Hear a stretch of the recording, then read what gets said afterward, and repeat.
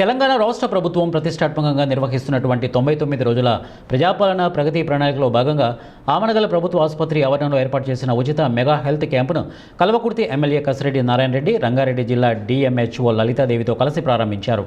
రంగారెడ్డి జిల్లా కల్వకుర్తి నియోజకవర్గం ఆమనగల్ మున్సిపల్ కేంద్రంలో ప్రభుత్వ ఆసుపత్రి ఆవరణలో 99 రోజుల ప్రజాపాలన ప్రగతి ప్రణాళికలో భాగంగా ఉచిత మెగా హెల్త్ క్యాంపును ఏర్పాటు చేసి పరిసర గ్రామాల ప్రజలకు ఉచితంగా ఆరోగ్య పరీక్షలు చేసి వారికి అవసరమైన రోగ నిర్ధారణ పరీక్షలు నిర్వహించారు.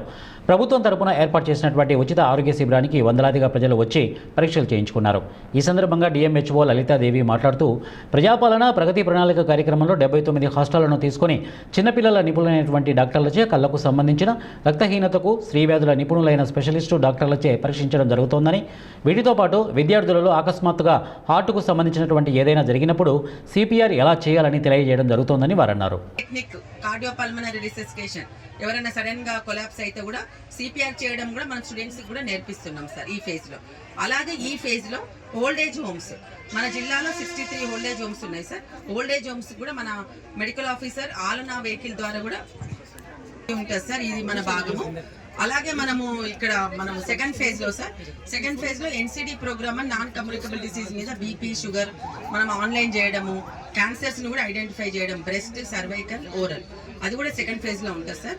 థర్డ్ ఫేజ్ లో మనం టీబీ హెచ్ఐవి ఎక్కడైతే వల్నరబుల్ పాపులేషన్ ఉందో టీబీ పేషెంట్ స్క్రీనింగ్ చేయడము, వాళ్ళకి టీబీ న్యూట్రిషన్ కిట్ సార్. ఒక కిట్ మనకు 500 to 1000 వర్త్ లో దాంట్లో వాళ్ళకు సరిపడా టీబీ పేషెంట్ సరిపడా ప్రోటీన్ ఉన్నవి పల్సెస్, పప్పులు కానీ, బియ్యం కానీ, ఆయిల్ కానీ, ఎగ్స్ కానీ అవి కూడా ప్రొవైడ్ చేయడము అది జరుగుతుంది సార్. హెచ్ఐవి పేషెంట్స్ అంటే ఎవరైనా వల్నరబుల్ హై రిస్క్ ఉన్న పాపులేషన్ కూడా వెళ్ళి హెచ్ఐవి టెస్ట్ కూడా టీసాక్స్ ప్రోగ్రామ్ ద్వారా కూడా నిర్వహిస్తున్నాం సార్.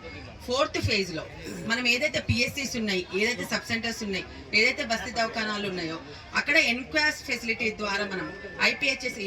ఎందుకు చెప్తున్నాను ఈ మాట అంటే, రాత్రి 9 గంటలకు 10 గంటలకు ఫోన్లు చేసేసి నేను డాక్టర్ దగ్గరికి వెళ్ళినా కానీ డాక్టర్ నాకేం చెప్పలేదని, నువ్వేమడిగినావంటే నేను ఏం అడగలేనటువంటి ప్రాక్టికల్గా చెప్తా ఉన్నా.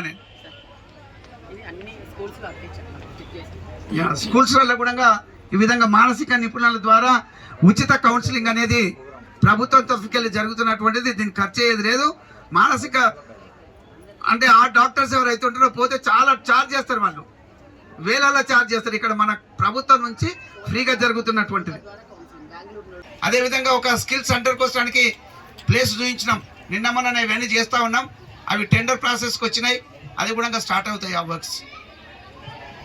ఇవంతా ఒక ఎత్తు అయితే ఇక్కడ ఉన్నటువంటివి ఇప్పటివరకు డిఎంహెచ్ఓ గారు చాలా చక్కగా ఏమేమి జరుగుతూ ఉన్నది ఈ హెల్త్ సంబంధించి